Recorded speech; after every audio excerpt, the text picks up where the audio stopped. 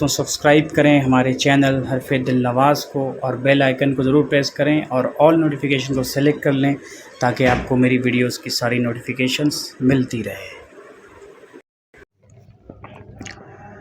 ظفر آدمی اس کو نہ جانیے گا،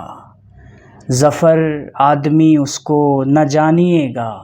وہ ہو کیسا ہی صاحب فہم و ذکا، وہ ہو کیسا ہی صاحب فہم و ذکا،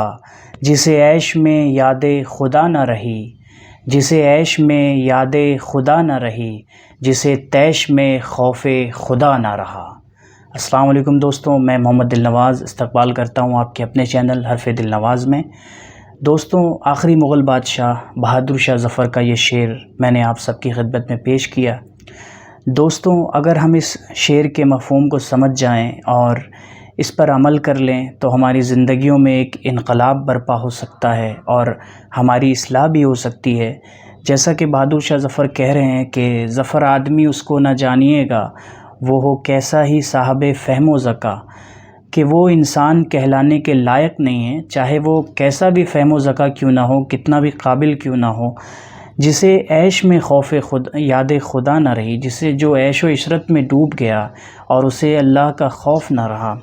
جسے طیش میں خوف خدا نہ رہا، اور وہ طیش میں اپنی سلطنت کے گھمنڈ میں، یا آپ کہہ سکتے ہیں اپنی دولت کے گھمنڈ میں، یا اپنی جوانی کے غرور میں خدا کے خوف کو بھلا بیٹھا، تو وہ تو انسان کہلانے کے لائق نہیں ہے، اشرف المخلوقات تو کہلانے کے وہ لائق نہیں ہے۔ تو دوستوں، بہادر شاہ ظفر یہی میسج کنوے کرنا چاہتے ہیں دوستوں اس شعر کے حوالے سے، کہ ہم چاہے کسی بھی حالت میں رہیں، ہمیں اللہ رب العزت کی رحمت سے مایوس نہیں ہونا چاہیے،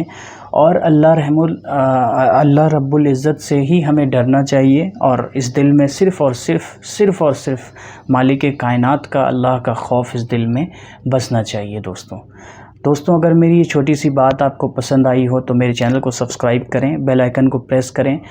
اور ساری نوٹیفیکیشنز آپ کو ملتی رہے گی۔ بیل آئیکن کو ضرور پریس کریں، گھنٹی کے بٹن کو آل کو سلیکٹ کریں، اور مجھے انسٹاگرام پر بھی فالو کر سکتے ہیں۔ میرا یوزر آئی ڈی ہے دلنواز 7882 DILNAWAZ 7882، جو کہ آپ کی اسکرین پر بھی چل رہا ہے۔ اور دوستوں، اس ویڈیو کو لائک کریں، شیئر کریں،